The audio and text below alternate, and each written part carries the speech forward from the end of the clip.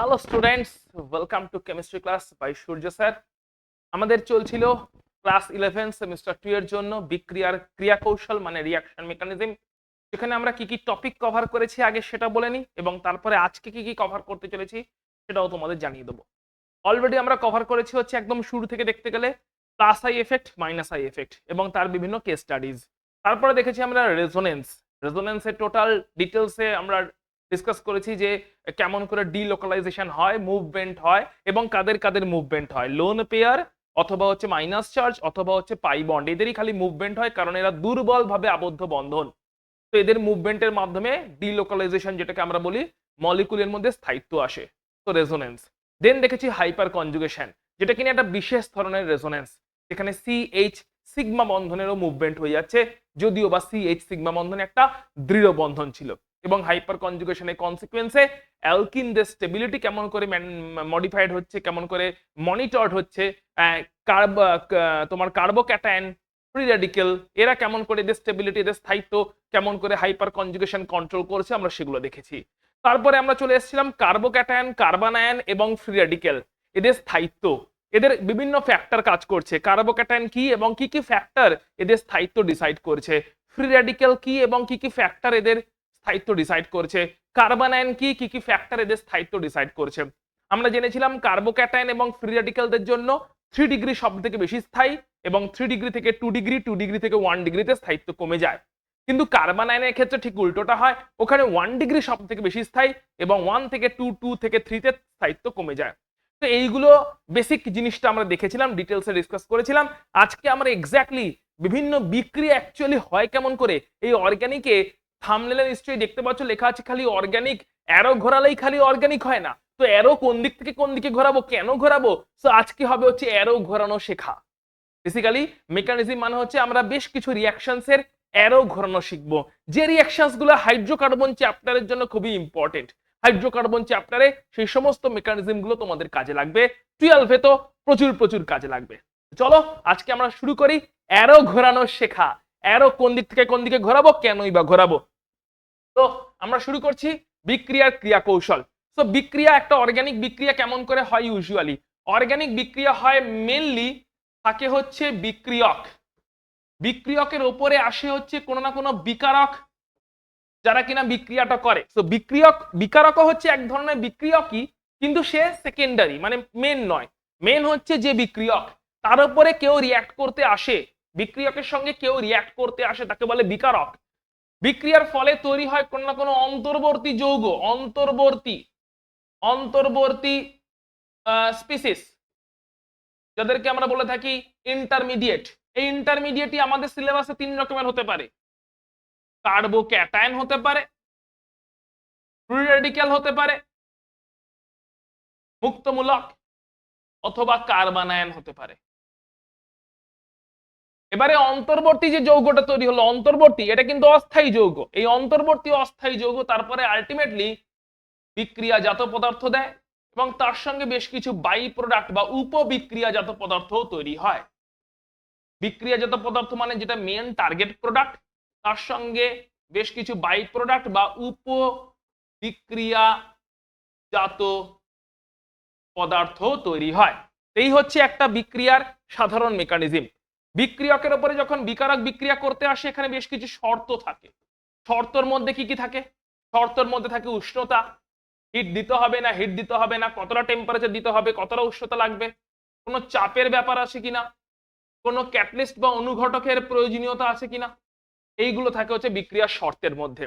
তো বিক্রিয়কের সঙ্গে এক বা একাধিক বিক্রিয়ক, তার সঙ্গে বিক্রিয়া করে বিকারক, বিভিন্ন শর্তে তৈরি হয় কিছু অন্তর্বর্তী যৌগ। সবসময় যে তৈরি হবে তার কোনো মানে নেই, তবে বেশিরভাগ ক্ষেত্রে কিছু না কিছু অন্তর্বর্তী যৌগ, কার্বোক্যাটায়ন, ফ্রি রেডিক্যাল বা কার্বনায়ন তৈরি হয়। সেখান থেকে ফাইনালি তৈরি হয় বিক্রিয়াজাত পদার্থ, এবং তার সঙ্গে অ্যাডিশনাল কিছু উপবিক্রিয়াজাত পদার্থ।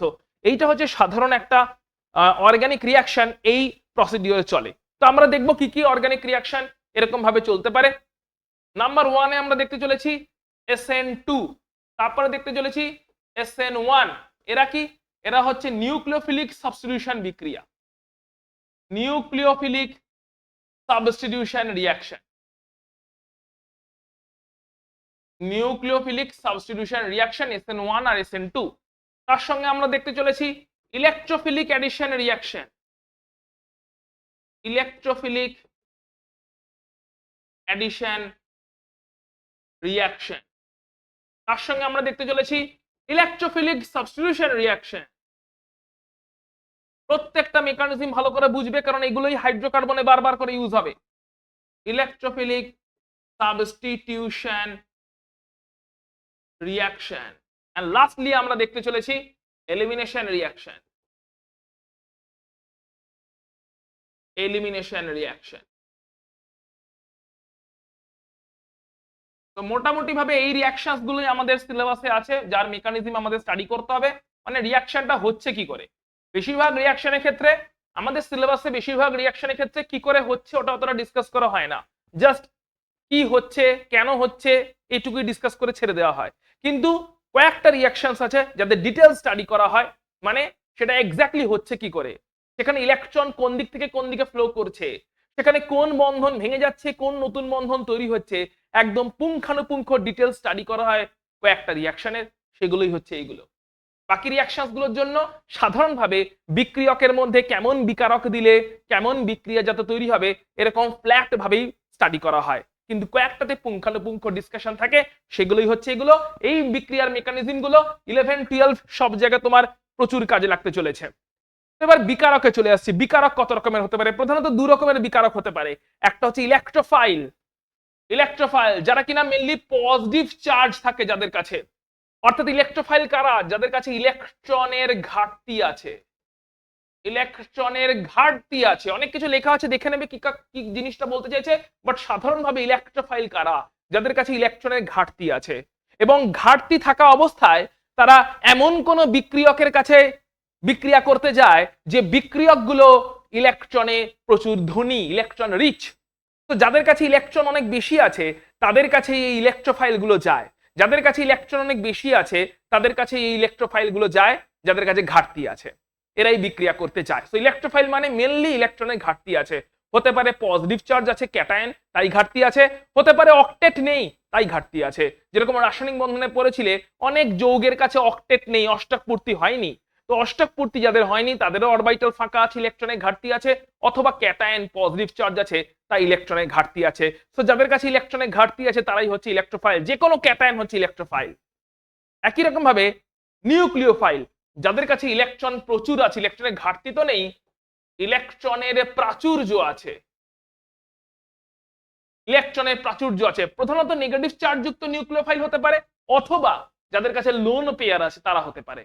লোন পেয়ার যারা, লোন পেয়ার যদি কারো কাছে থাকে, যেরকম অ্যামোনিয়া, অ্যামোনিয়ার নাইট্রোজেনের কাছে লোন পেয়ার আছে, আবার কোনো অ্যানায়ন, সো অ্যানায়ন হচ্ছে নেগেটিভ চার্জ, সো যাদের কাছে ইলেকট্রনের প্রাচুর্য আছে তারা হচ্ছে নিউক্লিওফাইল। তাহলে বুদ্ধি করে বলো ইলেকট্রোফাইলরা কার কাছে যাবে?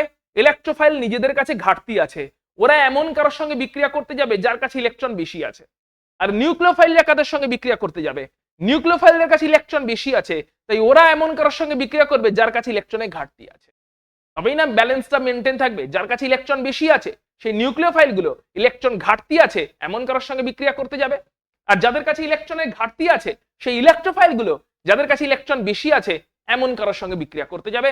এটাই বিক্রিয়ার সাধারণ টেন্ডেন্সি। তবেই গিয়ে অপোজিট চার্জের মধ্যে আকর্ষণ হবে, ইলেকট্রন ফ্লো করা শুরু করবে। ইলেকট্রন ফ্লো করলে আমরা বলবো রাসায়নিক বিক্রিয়া হচ্ছে। চলে আসছি প্রথম রাসায়নিক বিক্রিয়া, যেটা আমরা একটু আগে ডিসকাস করছিলাম, সেটা হচ্ছে নিউক্লিওফিলিক প্রতিস্থাপন বিক্রিয়া বা নিউক্লিওফিলিক সাবস্টিটিউশন রিঅ্যাকশন। তার মধ্যে প্রথম রিঅ্যাকশনটা হচ্ছে SN2 রিঅ্যাকশন। রিঅ্যাকশনটা কি হয়েছে দেখে নিচ্ছি, তারপরে মেকানিজমে যাচ্ছি। রিঅ্যাকশনে দেখতে পাচ্ছি মিথাইল ব্রোমাইড ছিল, মিথাইল ব্রোমাইড, এবং তাতে দেওয়া হয়েছিল অ্যাকুয়াস KOH। অ্যাকুয়াস KOH এ OH মাইনাস হচ্ছে নিউক্লিওফাইল। কেন? কারণ এর কাছে ইলেকট্রনের আধিক্য আছে, ইলেকট্রনের আধিক্য আছে ক্লিয়ারলি দেখতে পাচ্ছি, কারণ মাইনাস চার্জ আছে OH মাইনাসের কাছে, সো ইলেকট্রনের আধিক্য আছে, তাই এটা হচ্ছে নিউক্লিওফাইল। এবং তৈরি হচ্ছে তাতে কি অ্যালকোহল তৈরি হচ্ছে, সঙ্গে KBr তৈরি হচ্ছে। অ্যালকোহল তৈরি হচ্ছে মানে দেখো এই ব্রোমিনটা সামহাও এই OH গ্রুপ দিয়ে রিপ্লেস হয়েছে, এই OH গ্রুপ দিয়ে রিপ্লেস হয়েছে, ব্রোমিনটা OH দিয়ে রিপ্লেস হয়েছে, ব্রোমিনটা বেরিয়ে গেছে, OH-টা জয়েন করে গেছে। নিশ্চয়ই বুঝতে পারছো ছিল কি ব্রোমাইড, CH3 এর সঙ্গে ছিল Br, তো CH3 এর সঙ্গে ছিল Br, Brটা বেরিয়ে গেছে K+ এর সঙ্গে, আর OH-টা জয়েন করে গেছে, দিয়ে অ্যালকোহল তৈরি হয়েছে। এটা নিশ্চয়ই বুঝতে পারছো যে বেসিক্যালি কি হয়েছে বিক্রিয়াটাতে। বেসিক্যালি বিক্রিয়াটাতে হয়েছে যেটা, যদি ভালো করে দেখি এই যে ব্রোমাইড এটা বেরিয়ে গেছে এবং সেখানে ঢুকে গেছে হচ্ছে এই ওএইচটা। কোত্থেকে এলো ওএইচটা? নিউক্লিওফাইল। নিউক্লিওফাইল কোত্থেকে এলো? কেওএইচ দেওয়া হয়েছিল, অ্যাকুয়াস ছিল সলভেন্ট, তো এখানে সলভেন্টও আছে, জলীয় দ্রবণ, কেওএইচ এর জলীয় দ্রবণ দেওয়া হয়েছিল, ওএইচটা কোনোভাবে এখানে বিআর কে রিপ্লেস করে দিয়েছে, তাই তো বলছি প্রতিস্থাপন।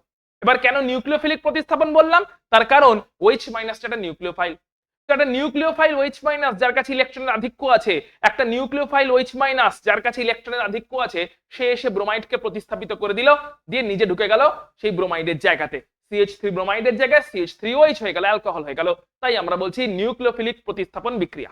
আচ্ছা, এবারে চলে আসি এই বিক্রিয়ার মেকানিজমে। তো মেকানিজম আমাদের জানতে হলে কেমন করে আমাদের এগোতে হবে? দেখো, আমাদের প্রথমে পুরো ডিটেলস ব্যাপারটা বুঝে নিতে হবে যে এখানে CH3Br এর ব্যাপার স্যাপার কি ছিল। দেখো, CH3Br এর সাথে কেন বিক্রিয়াটা হলো? ব্রোমাইড হচ্ছে এখানে তড়িৎ ঋণাত্মক, তড়িৎ ঋণাত্মক মানে সে সমস্ত বন্ধন জোড়কে নিজের দিকে টানে, মানে মাইনাস আই এফেক্ট দেখায়, তার জন্য ব্রোমাইডের কাছে একটা আংশিক নেগেটিভ চার্জ তৈরি হয়, কারণ বন্ধন জোড়কে নিজের দিকে টেনে নিচ্ছে, কারণ ব্রোমাইডটা হচ্ছে তড়িৎ ঋণাত্মক। তো যে তড়িৎ ঋণাত্মক সে তো বন্ধন জোড়কে নিজের দিকে টানবেই, যদি বন্ধন জোড়কে নিজের দিকে টেনে নেয় তাহলে এই কার্বনের কাছে কিন্তু ইলেকট্রনের ঘাটতি তৈরি হলো, আংশিক পজিটিভ চার্জ। এরকম কার্বনকে কি বলবো? এরকম কার্বনকেই বলবো ইলেকট্রোফিলিক কার্বন, কারণ ওর কাছে ঘাটতি তৈরি হয়ে গেছে।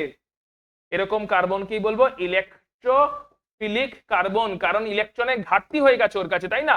এখানে ইলেকট্রনের ঘাটতি তৈরি হয়ে গেছে কারণ ব্রোমাইড বন্ধন জোড়কে নিজের দিকে টেনে নিচ্ছে, ব্রোমাইড হচ্ছে তড়িৎ ঋণাত্মক, ও আলটিমেটলি বেরিয়ে যায়, তাই ওকে বলা হয় লিভিং গ্রুপ। ব্রোমাইডকে আর কি বলা হয়? ব্রোমাইডকে বলা হয় লিভিং গ্রুপ, কারণ ও বেরিয়ে যাবে, লিভিং গ্রুপ। OH মাইনাস যেই ঢুকবে লিভিং গ্রুপ ব্রোমাইড বেরিয়ে যাবে, তাই একে বলা হচ্ছে লিভিং গ্রুপ।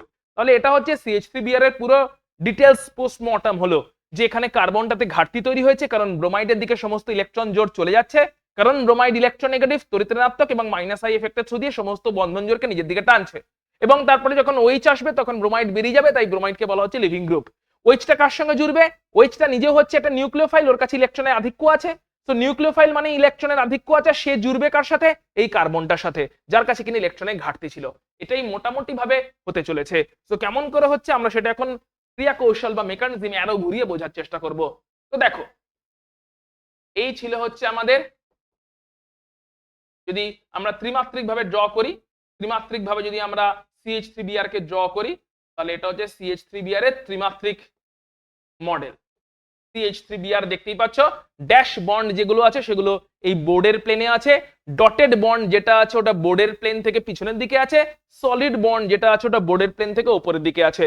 ডটেড বন্ডটা বোর্ড থেকে পিছনে, সলিডটা উপরের দিকে, ড্যাশ বন্ডগুলো বোর্ডের উপরেই আছে। এর উপরে এসছে কি? এর উপরে এসছে OH মাইনাস। OH মাইনাস লিখলাম, এখন আর K প্লাসটা আলাদা করে লিখলাম না, এটাই হচ্ছে আমাদের নিউক্লিওফাইল, অ্যাকুয়াস সলভেন্টে আছে, এটাই হচ্ছে আমাদের নিউক্লিওফাইল, কারণ ওর কাছে এই মাইনাস চার্জের আধিক্য আছে, যাদের কাছে মাইনাস চার্জ থাকে আমরা তাকে ইলেকট্রোফাইল, নিউক্লিওফাইল বলে থাকি।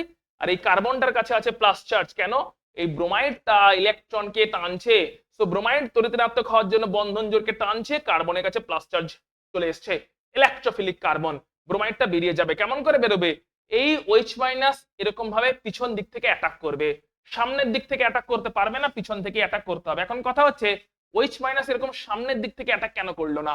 তার কারণ হচ্ছে ফ্রন্ট সাইড অ্যাটাকটা হবে না, কারণ যখনই এখান থেকে অ্যাটাক করতে আসবে Br মাইনাসের সঙ্গে ইলেকট্রন বিকর্ষণ তৈরি হয়ে যাবে, Br মাইনাসের সঙ্গে OH মাইনাসের ইলেকট্রন বিকর্ষণ হয়ে যাবে, তাই OH মাইনাস সবসময় পিছন দিক থেকে অ্যাটাক করবে, যেটাকে আমরা বলে থাকি ব্যাক সাইড অ্যাটাক।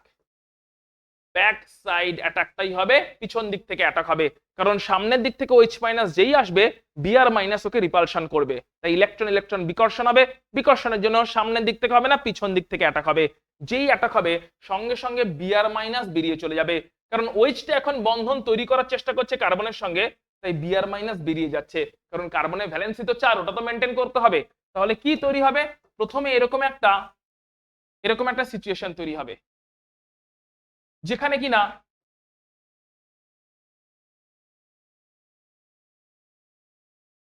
প্রথমে সিচুয়েশনটা তৈরি হবে এরকম, যেখানে কিনা Br মাইনাসটা বেরোবে করছে, বন্ডটা ভাঙবে করছে, আর OH মাইনাসটা বন্ডটা তৈরি করছে, OH মাইনাস বন্ড তৈরি করবে করছে। প্রথমে এরকম একটা সিচুয়েশন তৈরি হবে, ভালো করে দেখে নাও, এটাকে বলে ট্রানজিশন স্টেট। এটা একটা অস্থায়ী অবস্থা, এটা কোনো অন্তর্বর্তী অবস্থা নয়, এটাকে বলে ট্রানজিশন স্টেট, এটা একটা অস্থায়ী অবস্থা, এটা কাল্পনিক অস্থায়ী অবস্থা। ট্রানজিশন স্টেটটা কি? এটা হচ্ছে একটা কাল্পনিক অস্থায়ী অবস্থা, মেটাস্টেবল স্টেট, কাল্পনিক অস্থায়ী অবস্থা। তো এইটা তৈরি হয় না, বাট এইভাবে রিয়াকশনটা হয় সেটা বোঝানোর জন্য এটাকে ড্র করেছি, যে বিআর মাইনাস বেরোবে বেরোবে করছে, তো এই বন্ডটা ডটেড দিয়ে দিয়েছি, ভাঙবে ভাঙবে করছে, আর ওইচ মাইনাস ব্যাক সাইড থেকে জুড়বে জুড়বে করছে, তো ওই বন্ডটাকেও ডটেড দিয়ে দিয়েছি। তার মানে কি দাঁড়ালো? তার মানে দাঁড়ালো এই বন্ডটা জুড়বে জুড়বে করছে, এটা এই বন্ধনটা তৈরি হচ্ছে, এই বন্ধনটা তৈরি হচ্ছে, বন্ধন গঠন হচ্ছে, এই বন্ধনটা গঠন হচ্ছে, আর এই বন্ধনটার ভাঙন হচ্ছে বা বন্ধনের বিভাজন হচ্ছে। দুটোই তো ডটেড দিয়েছি, কি করে বুঝবো কোনটা কি হচ্ছে? এইটা গঠন হচ্ছে, ওয়েজটা গঠন হচ্ছে, আর ব্রোমিনের সঙ্গে বন্ডটা ভাঙন হচ্ছে, বিয়োজন হচ্ছে, ওটা ভেঙে যাচ্ছে, এটা গঠিত হচ্ছে, একটা মধ্যবর্তী অবস্থায় আছে বোঝাচ্ছি। আলটিমেটলি যখন ওটা পুরোপুরি ভেঙে চলে যাবে আর ওয়েজ যখন পুরোপুরি ঢুকে যাবে, বন্ধন গঠিত হয়ে যাবে, তখন কি হবে? এই যে ওয়েজ পুরোপুরি ভাবে গঠিত হয়ে গেছে, বন্ধন তৈরি হয়ে গেছে, মলিকিউলটা উল্টো দিকে ঘুরে গেছে। দেখতেই পাচ্ছি মলিকুলটা দেখো বাঁ দিকে ছিল মেনলি ঘুরে, এখন মলিকুলটা দেখতে পাচ্ছি ডান দিকে ঘুরে গেছে, ডান দিকে ঘুরে গেছে, সঙ্গে বিআর মাইনাস বেরিয়ে গেছে। যে বেরিয়ে গেছে তাকে আমরা বলে থাকি লিভিং গ্রুপ, যে বেরিয়ে গেছে তাকে আমরা বলে থাকি কি? Living group. তাহলে জয়েন করেছে কে? নিউক্লিওফাইল জয়েন করেছে, লিভিং গ্রুপ বেরিয়ে গেছে। নিউক্লিওফাইল ওইচ মাইনাস জয়েন করেছে, নিউক্লিওফাইল বেরিয়ে গেছে, ওইচ মাইনাস ব্যাক সাইড থেকে জয়েন করেছে, কারণ ফ্রন্ট সাইড সামনের দিক থেকে এলে বিআর মাইনাস ওকে বিকর্ষণ করতো, ওইচ এর কাছেও মাইনাস চার্জ, ব্রোমিনের কাছেও মাইনাস চার্জ, সো বিকর্ষণ শুরু হয়ে যেত, তাই ব্যাক সাইড থেকে অ্যাটাক করতে হয়েছে। আচ্ছা, এইটা হয়ে গেল তাহলে আলটিমেট প্রোডাক্ট। দেখো এটাই তৈরি হয়েছিল CH3OH। কেমন করে হয়েছে পুরো মেকানিজম আমরা দেখলাম। এখানে কি হয়েছে? একটা কাল্পনিক অস্থায়ী অবস্থার মাধ্যমে রিয়াকশন হয়েছে, বন্ধন গঠন হওয়ার চেষ্টা হয়েছে এবং তারপরে বন্ধন ভেঙে গেছে। প্রথমে গঠন হয়েছে, তারপরে ভাঙন হয়েছে। প্রথমে ওইচ এর সঙ্গে বন্ধন গঠিত হচ্ছে, ওইচ যদি অ্যাটাক না করতো ভাঙন কোনোদিনই হতো না, তাই ওইচ অ্যাটাক করেছে, বন্ধন গঠন করার চেষ্টা করছে, তাই বিআর এর সঙ্গে বন্ডটা ভেঙে যাচ্ছে, বিয়োজন হয়ে যাচ্ছে, তাই আগে গঠন হয়েছে পরে ভাঙনটা হচ্ছে। এবং যখন পুরোপুরি হয়ে গেল তখন দেখো মলিকুলটা ডান দিকে ঘুরে গেছে, মলিকুলটা কিন্তু মেনলি বাঁ দিকে ছিল, ব্রোমিনটা ডান দিকে ছিল, বাট মলিকুলটা কিন্তু মেনলি বাঁ দিকে অ্যারেঞ্জ হয়েছিল। এখন দেখো ওয়েজটা বাঁ দিকে চলে এসেছে কারণ ব্যাক থেকে অ্যাটাক হয়েছে, আর মলিকুলটা ডান দিকে ঘুরে গেছে। এরকম ভাবে মলিকুলের ঘুরে যাওয়াকে বলা হয় ইনভার্সন। পিছন দিক থেকে ধাক্কা মারার জন্য মলিকুলটা ঘুরে গেছে, অনেকটা ঝড়ে যেরকম করে ছাতা উল্টে যায়, ঝড়ের ধাক্কায় ছাতা উল্টে দিকে উল্টে যায় না, ঠিক একই রকম ভাবে ব্যাক সাইড থেকে ওইচ মাইনাসের ধাক্কাতে মলিকুলটা যেটা বাঁ দিকে ছিল মলিকুলটা ডান দিকে ঘুরে গেছে, কারণ ব্যাক সাইড থেকে ওইচ মাইনাসের ধাক্কা আসছে। তো ব্যাক সাইড থেকে বা পিছন দিক থেকে ওইচ মাইনাসের ধাক্কা খাওয়ার জন্য মলিকুল ডান দিকে ঘুরে গেল, এটাকে বলা হয় ইনভার্সন। তাহলে এই হয়ে গেল আমাদের মোটামুটি ভাবে SN2 বিক্রিয়ার মেকানিজম। আশা করছি প্রত্যেকটা পয়েন্ট তোমার মাথায় ঢুকেছে। তাহলে এই বিক্রিয়াটাতে কি কি হলো, কি কি বৈশিষ্ট্য যদি বলতে বলে তাহলে আমরা কি কি বৈশিষ্ট্য বলতে পারবো। প্রথম বৈশিষ্ট্য আমরা বলবো এখানে কি হয়, এখানে ব্যাক সাইড অ্যাটাক হয়, পিছন দিক থেকে অ্যাটাক হয়, ব্যাক সাইড অ্যাটাক হয়, সামনের দিক থেকে আসে না, পিছন দিক থেকে নিউক্লিওফাইল এসে অ্যাটাক করে। বিক্রিয়াটা এক ধাপে হয়, এক ধাপ সম্পন্ন বিক্রিয়া, অনেকগুলো ধাপে হচ্ছে না, একটাই ধাপে হচ্ছে। তোমার মনে হতে পারে স্যার এখান থেকে এটা হলে একটা ধাপ, এখান থেকে এটা হলে একটা ধাপ, দুটো ধাপ মনে হচ্ছে তো, কিন্তু না, এটা একটাই ধাপ। এটা শুধু মাঝখানে ড্র করেছি বিক্রিয়াটা হচ্ছে কেমন করে বোঝানোর জন্য, এইটা কোনো ধাপ নয়, বিক্রিয়াটা একটাই ধাপে হয়েছে, এইটা কোনো ধাপ নয়। এই দেখো ব্যাক সাইড থেকে অ্যাটাক এসছে, লিভিং গ্রুপ বেরিয়ে গেছে, কি হয়েছে, ব্যাক সাইড থেকে অ্যাটাক এসছে, লিভিং গ্রুপ বেরিয়ে গেছে, একটাই ধাপে পুরোটা হয়েছে। কেমন করে হয়েছে বোঝানোর জন্য মাঝখানে এটা একটা কাল্পনিক ছবি ড্র করেছি যে এরকম করে হচ্ছে, এটা কোনো ধাপ নয়, এখানে বিক্রিয়াটা দাঁড়ায়নি, দাঁড়ালে পজ নিলে তবে তো ধাপ বলবো, যেখান থেকে এটা তৈরি হলো, দাঁড়ালো, পজ নিল, তারপরে আবার গেল না, এক ধাপেই হচ্ছে, শুধু কেমন করে হচ্ছে বোঝার জন্য এটা ড্র করেছি। তাহলে কি কি বৈশিষ্ট্য, ব্যাক সাইড অ্যাটাক হবে, এক ধাপে বিক্রিয়াটা হচ্ছে, বিক্রিয়াটাতে ট্রানজিশন স্টেট তৈরি হচ্ছে, অস্থায়ী স্টেট যেটাকে আমরা বলছি কাল্পনিক অস্থায়ী স্টেট, ট্রানজিশন স্টেট তৈরি হচ্ছে। বিক্রিয়াটা কার উপরে হচ্ছে, দেখো একদম primary alkyl halide, primary alkyl halide বা 1 ডিগ্রি অ্যালকিল হ্যালাইডের উপরে বিক্রিয়াটা হবে, প্রাইমারি অ্যালকিল হ্যালাইড বা 1 ডিগ্রি অ্যালকিল হ্যালাইড এদের উপরে বিক্রিয়াটা হবে। এর মানে কি, এর মানে হচ্ছে ধরো ফর এক্সাম্পল যদি ব্যাক সাইডটা খুব বাল্কি গ্রুপ দিয়ে ভরে যায়, দেখাচ্ছি, ধরো এটা একটা অ্যালকিল হ্যালাইড আছে, আবার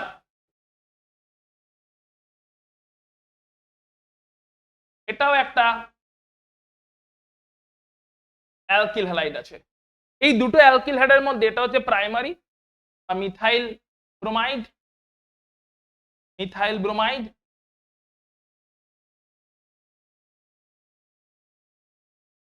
এটা হচ্ছে ইথাইল ব্রোমাইড। এখানে একটা বাল্কি গ্রুপ প্রেজেন্ট আছে, বাল্কি গ্রুপের প্রেজেন্স আছে,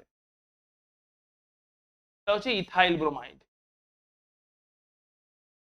এখন দেখো, এখন দেখো এই মিথাইল ব্রোমাইডের সবকটা মলিকিউল, সবকটা হাইড্রোজেন কিন্তু ছোট সাইজের, তাই এখানে ব্যাক সাইডে বাল্কিনেস নেই, বাল্কিনেস কম, বাল্কিনেস কম, যেটাকে আমরা স্টেরিক হিন্ড্রেন্স বলে থাকি।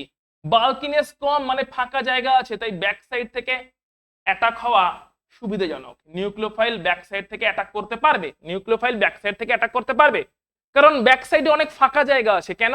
কারণ বাল্কিনেস কম, যেটাকে আমরা বলি স্টেরিক হিন্ড্রেন্স, তো স্টেরিক হিন্ড্রেন্স কম। কিন্তু একটা বাল্কি গ্রুপ ঢুকে গেল, তার জন্য এখন নিউক্লিওফাইলের অ্যাটাক করতে একটু হলেও প্রবলেম হবে, নিউক্লিওফাইলের অ্যাটাক অতটাও ইজিলি হবে না। তাহলে নিউক্লিওফাইলের অ্যাটাক কোথায় ভালো হবে?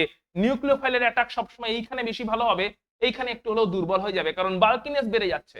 তাই প্রাইমারি অ্যালকিল হ্যালাইড, যেটা কিনা প্রথমটা বা 1 ডিগ্রি, অতটাও বাড়েনি বাল্কিনেস, এখনো হাইড্রোজেন অ্যাটম গুলো আছে, ছোট ছোট অ্যাটম আছে, তো ফাঁক দিয়ে নিউক্লিওফাইল এখনো গিয়ে অ্যাটাক করতে পারে।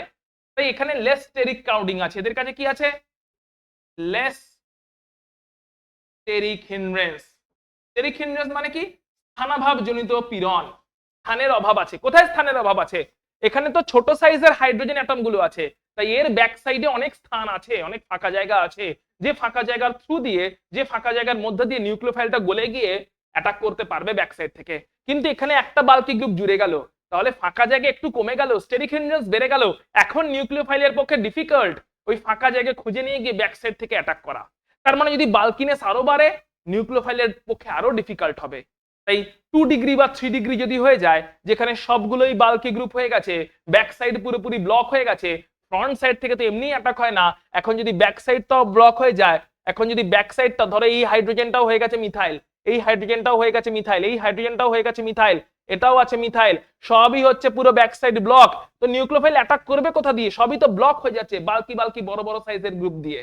তাহলে নিউক্লিওফিলিক অ্যাটাক তখন হবে না, SN2 রিঅ্যাকশন ডিফিকাল্ট হয়ে যাবে। তাই SN2 রিঅ্যাকশন হতে গেলে ব্যাক সাইড থেকে অ্যাটাক করতে হবে, তার জন্য ব্যাক সাইডকে ফাঁকা থাকতে হবে। ফাঁকা কাদের আছে? প্রাইমারি অথবা 1 ডিগ্রি। এখনো বাল্কিনেস বাড়েনি, কিন্তু 2 ডিগ্রি যদি হয় আরো একটা অ্যালকিল গ্রুপ আসবে, 3 ডিগ্রি যদি হয় আরো একটা অ্যালকিল গ্রুপ আসবে। ব্যাক সাইড যত বাল্কি গ্রুপ দিয়ে ভরে যাবে, যত ক্রাউডেড হয়ে যাবে, যত ফাঁকা জায়গা কমে যাবে, তত নিউক্লিওফাইলের পক্ষে অ্যাটাক করা ডিফিকাল্ট হয়ে যাবে। তাই সেক্ষেত্রে কিন্তু SN2 রিঅ্যাকশন অতটা হতে চাইবে না। আর কি বৈশিষ্ট্য আছে? তাহলে বৈশিষ্ট্যগুলো নিশ্চয়ই বুঝতে পারছো কাদের উপরে হবে। আচ্ছা, আর কি বৈশিষ্ট্য আছে? আর একটা গুরুত্বপূর্ণ বৈশিষ্ট্য, এই বিক্রিয়ার হার, এই বিক্রিয়ার হার দুজনের উপর ডিপেন্ড করে, দুজনের গাঢ়ত্বের উপরে। একটা হচ্ছে অ্যালকিল হ্যালাইড যে নিয়েছি তার গাঢ়ত্ব, এবং যে নিউক্লিওফাইল, দুজনের গাঢ়ত্বের উপরে বিক্রিয়ার হার নির্ভর করে। তাই বিক্রিয়াটাকে আমরা বলি বাই মলিকিউলার, কারণ দুজনে পার্টিসিপেট করেছে, তাই না? কতজন পার্টিসিপেট করেছে বলতো? দুজনে পার্টিসিপেট করেছে না? একটা তো অ্যালকিল হ্যালাইড, এই যে প্রাইমারি অ্যালকিল হ্যালাইড এ পার্টিসিপেট করেছে রিঅ্যাকশনটাতে, প্রাইমারি অ্যালকিল হ্যালাইড এ পার্টিসিপেট করেছে রিঅ্যাকশনটাতে, আর একটা হচ্ছে নিউক্লিওফাইলটা নিজে পার্টিসিপেট করেছে। তাহলে প্রাইমারি অ্যালকিল হ্যালাইড এবং নিউক্লিওফাইল দুজনের গাঢ়ত্বের উপরেই বিক্রিয়ার হার নির্ভর করবে।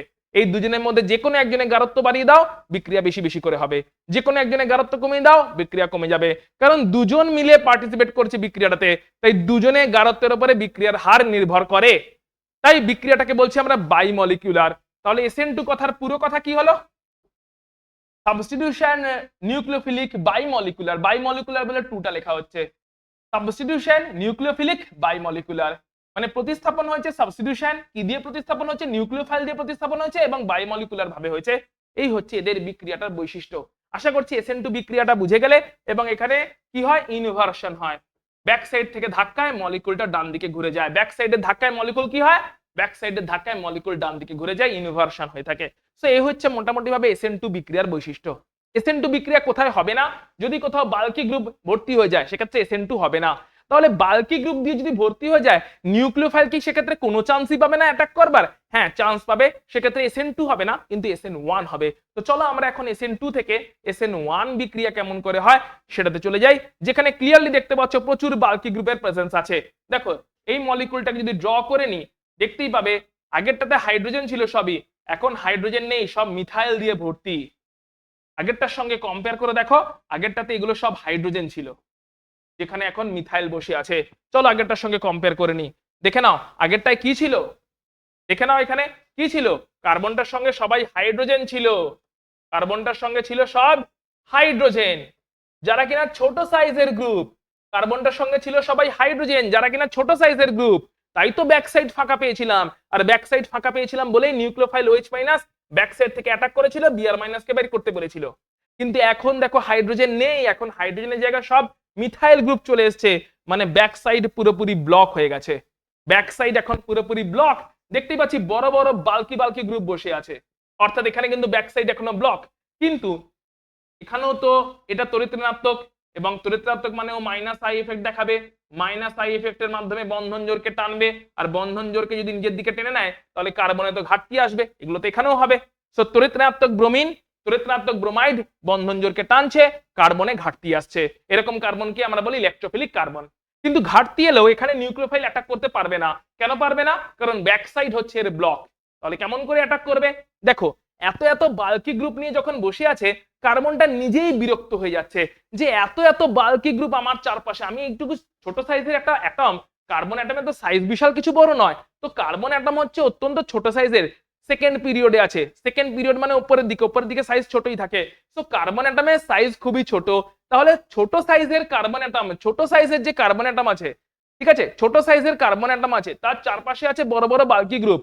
কার্বনের চারপাশে প্রচুর রিপালশন, প্রচুর ক্যাওস তৈরি হচ্ছে, কারণ এই বাল্কি গ্রুপগুলোর মধ্যে প্রচুর বিকর্ষণ চলছে, সঙ্গে আবার ব্রোমাইড সে আবার বন্ধন জোরকে টেনে নেয়। তাহলে এই কার্বনটা যথেষ্ট চাপের মধ্যে আছে। কেন চাপের মধ্যে আছে? কারণ কার্বনটার চারপাশে আছে প্রচুর বাল্কি গ্রুপ। কার্বনের চারপাশে দেখতেই পাচ্ছি ক্লিয়ারলি, কার্বনের চারপাশে আছে প্রচুর বাল্কি বাল্কি গ্রুপ, তার জন্য কার্বনের চারপাশে প্রচুর রিপালশন চলছে। কারণ এত মোটা মোটা বড় বড় গাবদা গাবদা যদি গ্রুপ বসে থাকে, এত বড় বড় গাবদা গাবদা যদি গ্রুপ বসে থাকে কোনো একটা ছোট অ্যাটমের চারপাশে, তো সেখানে ধাক্কা ধাক্কি রিপালশন তো প্রচুর চলবে, বিকর্ষণ তো প্রচুর চলবে। তার জন্য এই মলিকুলটা অতটা স্থায়িত্ব পাচ্ছে না, কারণ নিজেদের গ্রুপগুলোর মধ্যেই বিকর্ষণ চলছে, ঝামেলা চলছে, ধাক্কা ধাক্কি চলছে, এত গাবদা গাবদা গ্রুপ বসে আছে। তার উপরে আবার ব্রোমিন কি করে? বন্ধন জোরকে নিজের দিকে টেনে নেয়, দিয়ে কার্বনকে আবার ইলেকট্রনের ভিখারি বানিয়ে দেয়, কার্বনের থেকে সমস্ত বন্ধন জোরকে নিজের দিকে টানে। তো এই মলিকুলের কার্বনটা যথেষ্ট চাপে আছে।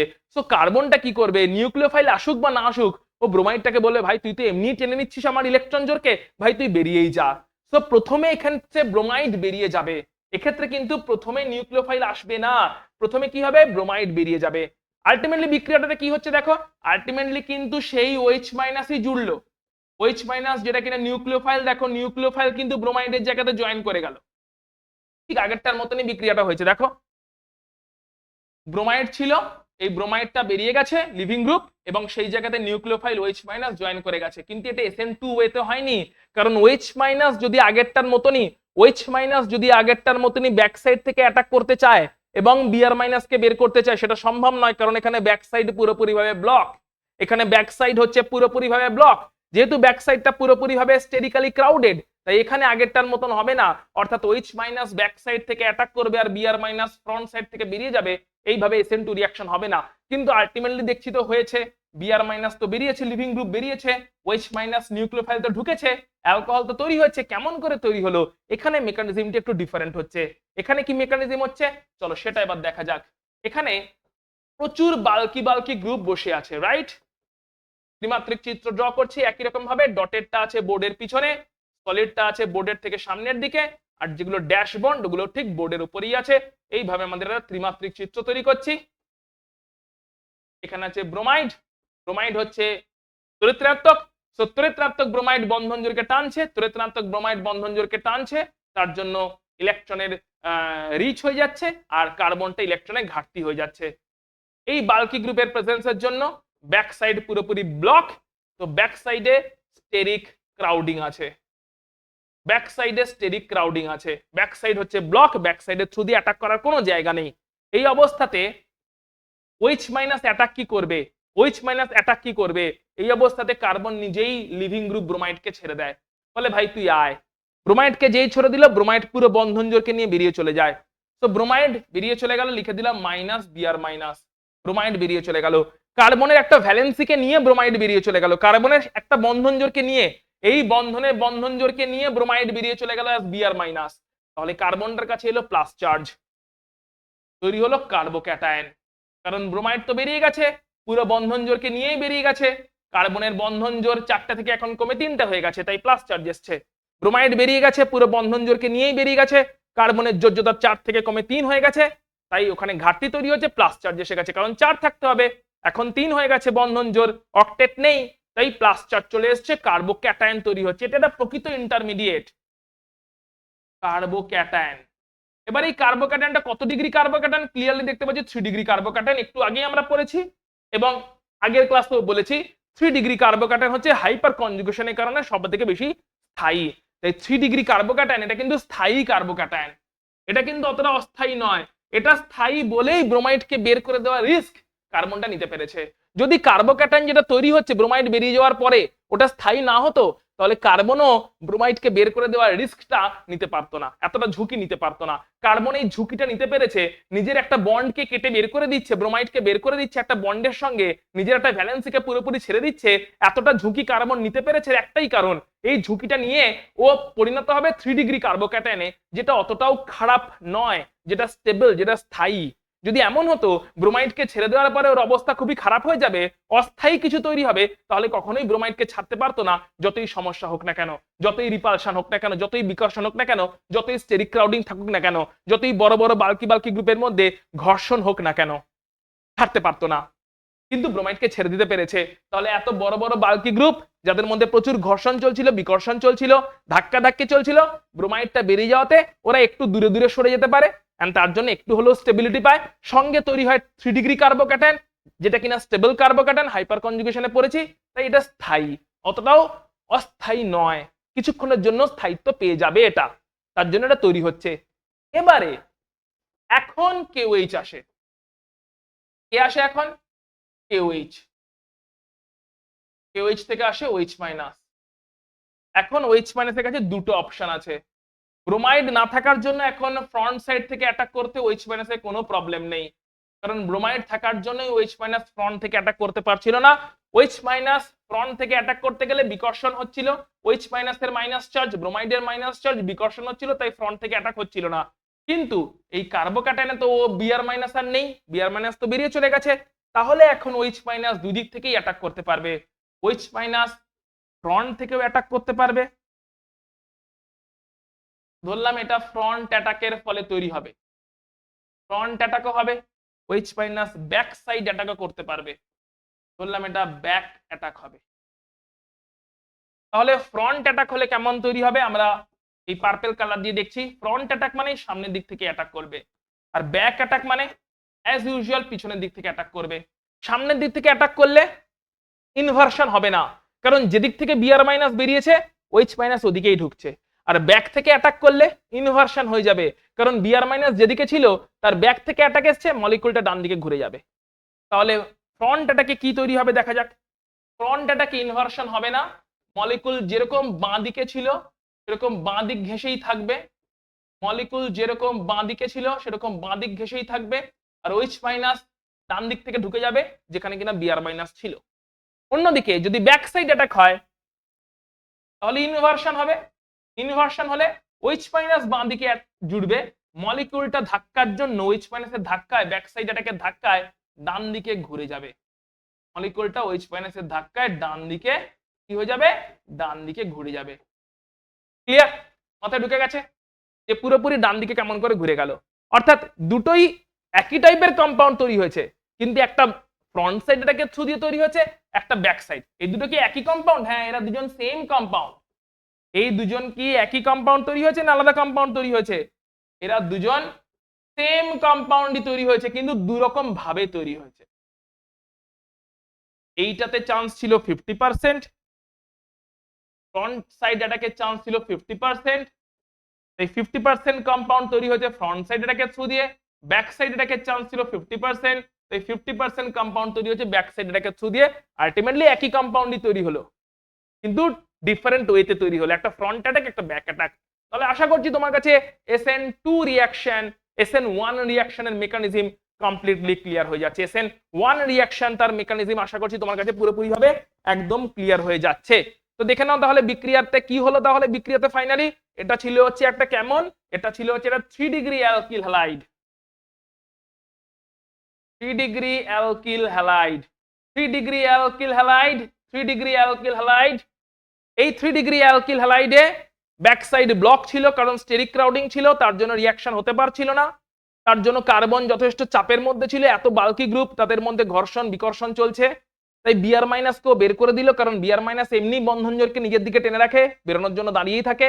সো বিআর মাইনাসটা বেরিয়ে গেল, বিআর মাইনাসটা বেরিয়ে যাতে প্লাস চার্জ কার্বোক্যাটায়ন তৈরি হলো, যেটা 3 degree carbocation, stable carbocation. Stable carbocation তৈরি হলো বলেই বিআর মাইনাসকে বের করা সম্ভব হয়েছিল। এবার এই কার্বোক্যাটায়নের দুদিক থেকেই অ্যাটাক আসতে পারে, ফ্রন্ট এবং ব্যাক, কারণ ফ্রন্টে এখন আর বিআর মাইনাস নেই, বিআর মাইনাস যদি ফ্রন্টে না থাকে আরামসে অ্যাটাক আসতে পারে, তাই ফ্রন্ট থেকেও অ্যাটাক এলো। তাহলে একরকম ভাবে এই কম্পাউন্ডটা তৈরি হবে, যেখানে ইনভার্সন হয়নি, রিটেনশন হয়েছে। কি হয়েছে? রিটেনশন। যেরকম কনফিগারেশন ছিল সেরকমই রয়ে গেছে, রিটেনশন। 50% কম্পাউন্ড তৈরি হয়েছে রিটেনশন ভাবে, 50% কম্পাউন্ড তৈরি হয়েছে রিটেনশন ভাবে, যেখানে কিনা বিআর মাইনাস যেদিকে ছিল ওইচ মাইনাস সেদিক থেকেই ঢুকেছে, নিউক্লিওফাইল সেদিক থেকেই ঢুকেছে ফ্রন্ট অ্যাটাকের থ্রু দিয়ে। আর 50% হবে ব্যাক সাইড অ্যাটাক ইনভার্সন, 50% হবে ব্যাক সাইড অ্যাটাক, তার জন্য মলিকুলটা ঘুরে গেছে ছাতা উল্টে যাওয়ার মতন করে, যেখানে কিনা ইনভার্সন হয়েছে, ইনভার্সন হয়েছে। তাহলে রিটেনশন হয়েছে 50%, ইনভার্সন হয়েছে 50%। আচ্ছা, এখানে কি একটা 3 ডিগ্রি ইন্টারমিডিয়েটও তৈরি হয়েছিল। তাহলে এই বিক্রিয়া যদি বৈশিষ্ট্য বলতে বলে তাহলে কি কি থাকবে আগেরটার সঙ্গে কম্পেয়ার করে দেখি। এই বিক্রিয়াতে বোথ সাইড অ্যাটাক হয়, খালি যে ব্যাক সাইড অ্যাটাক হয় তা নয়, এই বিক্রিয়ায় বোথ সাইড অ্যাটাক হয়, উভয়মুখী অ্যাটাক হয়, ফ্রন্ট থেকেও অ্যাটাক হয়, ব্যাক থেকেও অ্যাটাক হয়, দুদিক থেকেই অ্যাটাক হয়। 2 নাম্বার, এটা 2 ধাপ সম্পন্ন বিক্রিয়া, এখানে মাঝখানে বিক্রিয়াটা 3 ডিগ্রি কার্বোক্যাটায়ন তৈরি করে একটা হল্ট করে, পজ নেয়, তারপরেই অ্যাটাকটা আসে, তাই এটা 2 ধাপ সম্পন্ন বিক্রিয়া, 2 ধাপ সম্পন্ন। কেন 2 ধাপ সম্পন্ন? আশা করি বুঝে গেছো। কারণ 2 ধাপ সম্পন্ন এই কারণে, কারণ বিক্রিয়াটা একটা হল্ট নেয়, বিক্রিয়াটা একটা হল্ট নেয়, বিক্রিয়াটা পজ নেয়। 3 ডিগ্রি কার্বোক্যাটায়ন তৈরি হওয়ার পরে বিক্রিয়াটা দাঁড়ায়, 3 ডিগ্রি কার্বোক্যাটায়ন তৈরি হওয়ার পরে বিক্রিয়াটা দাঁড়ায়, দাঁড়ানোর পরে বিক্রিয়াটা 3 ডিগ্রি কার্বোক্যাটায়ন তৈরি করে দাঁড়ায়, তারপরে আবার মুভ করে। ওকে, 2 ধাপ সম্পন্ন বিক্রিয়া। আর কি, বিক্রিয়াতে একটা 3 ডিগ্রি কার্বোক্যাটায়ন ইন্টারমিডিয়েট তৈরি হয়, প্রকৃত ইন্টারমিডিয়েট তৈরি হয়, ট্রানজিশন স্টেট নয়, কোনো কাল্পনিক স্টেট নয়, প্রকৃত কার্বোক্যাটায়ন তৈরি হয়, কার্বোক্যাটায়ন ইন্টারমিডিয়েট বা অন্তর্বর্তী তৈরি হয়,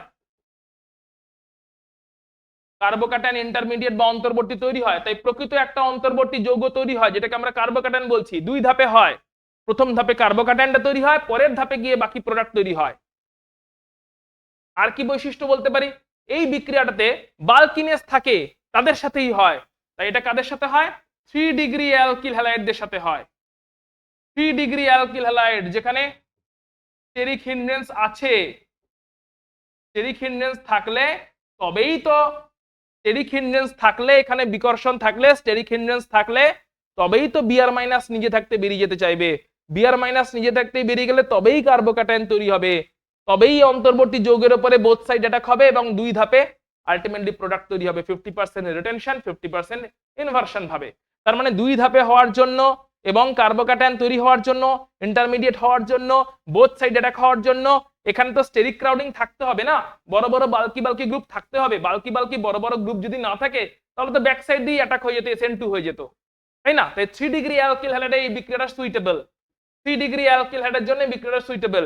এই বিক্রিয়ায় 50% হয় রিটেনশন, যেখানে কিনা কনফিগারেশন একই রকম থেকে যায়, ফ্রন্ট সাইড অ্যাটাকের থ্রু দিয়ে যেটা হয়, আর 50% হয় ইনভার্সন, যেখানে কিনা ছাতা উল্টে যাওয়ার মতন ব্যাক সাইড অ্যাটাক হয়, ব্যাকের অ্যাটাক হয়, তাই ছাতাটা উল্টে যায়, মলিকুল ডান দিকে ঘুরে যায়। আর রিটেনশন মানে ঘোরে না, ফ্রন্ট অ্যাটাক হচ্ছে। ঠিক আছে, ওকে। আর লাস্ট পয়েন্ট হচ্ছে এখানে কি থাকে, এখানে বিক্রিয়াটা দেখো শুরু যখন হয়েছিল তখন কোনো নিউক্লিওফাইল ছিল না, এই বিক্রিয়ার হার কেবলমাত্র অ্যালকিল হ্যালাইডের গাঢ়ত্বের উপরেই নির্ভর করে, একজনের উপরেই নির্ভর করে, তাই এটাকে বলি আমরা ইউনিমলিকুলার বিক্রিয়া। একজনের উপরেই নির্ভর করে বিক্রিয়ার হার, সেই জন্যই বলছে SN1। সাবস্টিটিউশন, S মানে হচ্ছে সাবস্টিটিউশন, N মানে নিউক্লিওফাইল, 1 মানে ইউনিমলিকুলার, একটাই মলিকুলের উপরে বিক্রিয়ার হার নির্ভর করছে। কেন? বিক্রিয়াতে শুরুতে কটা মলিকুল আছে? একটাই মলিকুল আছে। শুরুতে কি কোনো নিউক্লিওফাইল এসেছিল? আসেনি। তাই বিক্রিয়ার শুরুতে কোনো নিউক্লিওফাইলের উপস্থিতি ছিল না, নিউক্লিওফাইল তো পরের ধাপে এসেছে, OH মাইনাস তো পরের ধাপে এসেছে KOH থেকে, তাই না? তাই শুরুতে কিন্তু কোনো রকম দ্বিতীয় মলিকিউল ছিল না, একটাই মলিকুলের গাঢ়ত্ব, এটার গাঢ়ত্ব বাড়লে বিক্রিয়ার হার বাড়বে, এর গাঢ়ত্ব কমলে বিক্রিয়ার হার কমবে। এই 3 ডিগ্রি অ্যালকিল হ্যালাইডের গাঢ়ত্বের উপরে বিক্রিয়ার হার নির্ভরশীল ছিল। এই 3 ডিগ্রি অ্যালকিল হ্যালাইড তার উপরে বিক্রিয়ার হার নির্ভরশীল, তাই আমরা এটাকে বলছি ইউনিমলিকুলার রিঅ্যাকশন। তাহলে আশা করছি SN1 SN2 এদের বৈশিষ্ট্য তোমাদের কাছে পুরোপুরিভাবে এদের বৈশিষ্ট্য তোমাদের কাছে পুরোপুরিভাবে ক্লিয়ার। তাহলে আমরা একটা কেস স্টাডি করে নিই। কেস স্টাডিটা কি বলছে ভালো করে দেখো। একটা কেস স্টাডি করে নিই। কেস স্টাডি বলছে এটা হচ্ছে methyl alkyl halide. Methyl alkyl halide, এখানে বাল্কনেস কম, মিথাইল অ্যালকিল হ্যালাইড বাল্কনেস কম। এবারে একটা এক্সট্রা অ্যালকিল গ্রুপ এলো, এক্সট্রা অ্যালকিল গ্রুপ এলো মানে বাল্কিনেস বাড়লো। দুটো এক্সট্রা অ্যালকিল গ্রুপ এলো, তিনটে এক্সট্রা অ্যালকিল গ্রুপ এলো। একবার আমরা ড্র করে নিই, তাহলে আমাদের কাছে ক্লিয়ার হয়ে যাবে। প্রথমটাতে ছিল হচ্ছে 3টে হাইড্রোজেন এবং একটা হ্যালোজেন, যে কিনা লিভিং গ্রুপ, যে কিনা বেরিয়ে যাবে। পরেরটাতে এলো হচ্ছে 2টো হাইড্রোজেন, একটা হ্যালোজেন আছে কিন্তু একটা অ্যালকিল গ্রুপ জুড়লো, বাল্কি গ্রুপ জুড়লো, ব্যাক সাইড ব্লক হচ্ছে। তারপরেটাতে এলো হচ্ছে হ্যালোজেন আছে, হাইড্রোজেন আছে, কিন্তু 2টো অ্যালকিল জুড়ছে, 2টো অ্যালকিল জুড়ছে, ব্যাক সাইড আরো বেশি বেশি করে ব্লক হয়ে যাচ্ছে। এন্ড লাস্টেরটাতে 3টে অ্যালকিল, ব্যাক সাইড সম্পূর্ণভাবে ব্লক হয়ে গেছে।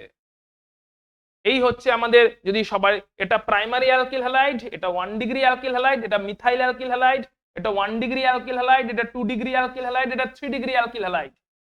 তাহলে লেফট টু রাইটে বাল্কিনেস বাড়ছে না কমছে? ক্লিয়ারলি বলতে পারি লেফট টু রাইটে অ্যালকিল গ্রুপ বাড়ছে, তাই না? এই যে অ্যালকিল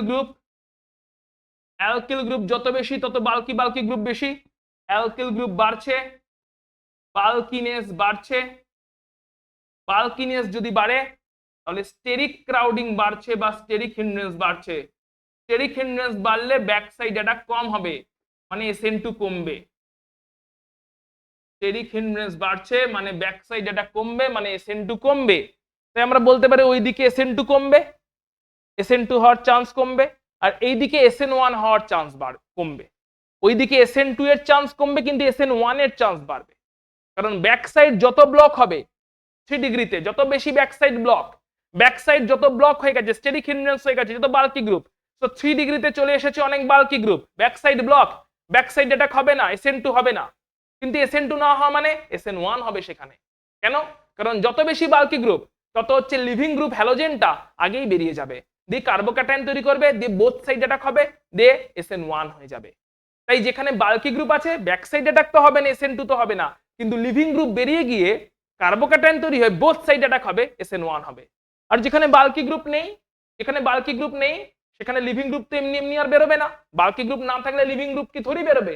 তো বাল্কি গ্রুপ নেই, লিভিং গ্রুপ এমনি এমনি বেরোবে না, কার্বোক্যাটায়নও তৈরি হবে না, বোথ সাইড অ্যাটাকও হবে না, SN1 তো হবেই না। কিন্তু বাল্কি গ্রুপ না থাকার জন্য ব্যাক সাইড তো ফাঁকা, তো ব্যাক সাইডে অ্যাটাক হয়ে যাবে এবং SN2 হয়ে যাবে। তাই বাল্কি গ্রুপ না থাকলে SN2 হবে, কম থাকলে SN2 হবে, ব্যাক সাইড অ্যাটাক হবে। আর বাল্কি গ্রুপ থাকলে SN1 হবে, বোথ সাইড অ্যাটাক হবে। কারণ লিভিং গ্রুপটা, হ্যালাইডটা প্রথমেই বেরিয়ে যাবে, হ্যালাইড লিভিং গ্রুপ প্রথমেই বেরিয়ে যাবে, কার্বোক্যাটায়ন তৈরি হবে এবং তারপরে বোথ সাইড থেকে অ্যাটাকটা আসবে, SN1 হবে। তাহলে এদিকে SN2 বেশি ভালো হবে, এদিকে SN1 বেশি ভালো হবে। সেটাই দেখো এখানে আমরা কেস স্টাডির থ্রু দিয়ে বুঝলাম যে কোন দিকে কোনটা ভালো হবে। SN1 এবং SN2 রিঅ্যাকশন আশা করছি তোমাদের কাছে একদম টোটাল মেকানিজমটা আশা করছি তোমাদের কাছে ক্লিয়ার হয়ে গেছে। SN1 SN2 মেকানিজম এছাড়া যে সমস্ত মেকানিজম গুলো আছে, SN1 SN2 ছাড়া যে সমস্ত রিঅ্যাকশনস এর মেকানিজম গুলো আছে, আমরা যেরকম হাইড্রোকার্বন পড়বো, হাইড্রোকার্বনের সেই সমস্ত মেকানিজম গুলো আমরা আবার করে দেখব। এছাড়া যে 3টে মেকানিজম আছে, কোথায় কোথায় আছে দেখে নি। যে 3টে মেকানিজম আমাদের আছে, কি কি মেকানিজম আছে একবার দেখে নি। আমরা তাহলে কভার করলাম কি কি? আমরা কভার করলাম SN1 এবং SN2। ইলেকট্রোফিলিক অ্যাডিশন রিঅ্যাকশন আমরা পড়বো অ্যালকিনে। ইলেকট্রোফিলিক সাবস্টিটিউশন রিঅ্যাকশন এটা আমরা পড়বো বেনজিনে। আর এলিমিনেশন রিঅ্যাকশন এটাও আমরা পড়বো অ্যালকিনে। এছাড়া ফ্রি রেডিক্যাল রিঅ্যাকশনও আছে, ফ্রি রেডিক্যাল রিঅ্যাকশনও আছে, এটা আমরা পড়বো অ্যালকেনে। ফ্রি রেডিক্যাল রিঅ্যাকশনও আছে, যেটা আমরা পড়বো অ্যালকেন। ওকে, তাহলে আশা করছি রিঅ্যাকশনস গুলোর বেসিকটা ক্লিয়ার হয়ে গেল। এই রিঅ্যাকশনস গুলোতে এমনি হাইড্রোকার্বনে আমরা পড়বো, এইগুলো আলাদা করে হাইড্রোকার্বনে নেই, এগুলো 12 এ আছে। তো এই রিঅ্যাকশনস গুলোর যেহেতু অ্যাপ্লিকেশন 12 এ আছে, তাই এদের মেকানিজমটা আলাদা করে বলে দিলাম। পরের রিঅ্যাকশন গুলোর অ্যাপ্লিকেশন তো হাইড্রোকার্বনেই পেয়ে যাবো, তাই এখানে লম্বা করছি না ক্লাসটাকে। আমরা হাইড্রোকার্বন পড়তে পড়তে এই রিঅ্যাকশন গুলোর মেকানিজম গুলো হাইড্রোকার্বন পড়তে পড়তে এই কটা রিঅ্যাকশনের মেকানিজম আমরা প্রপারলি স্টাডি করে নেবো। দেখা হচ্ছে তোমার সঙ্গে হাইড্রোকার্বনের ক্লাসে। দেখতে থাকো ততক্ষণ পর্যন্ত সূর্য স্যারের কেমিস্ট্রি ক্লাস।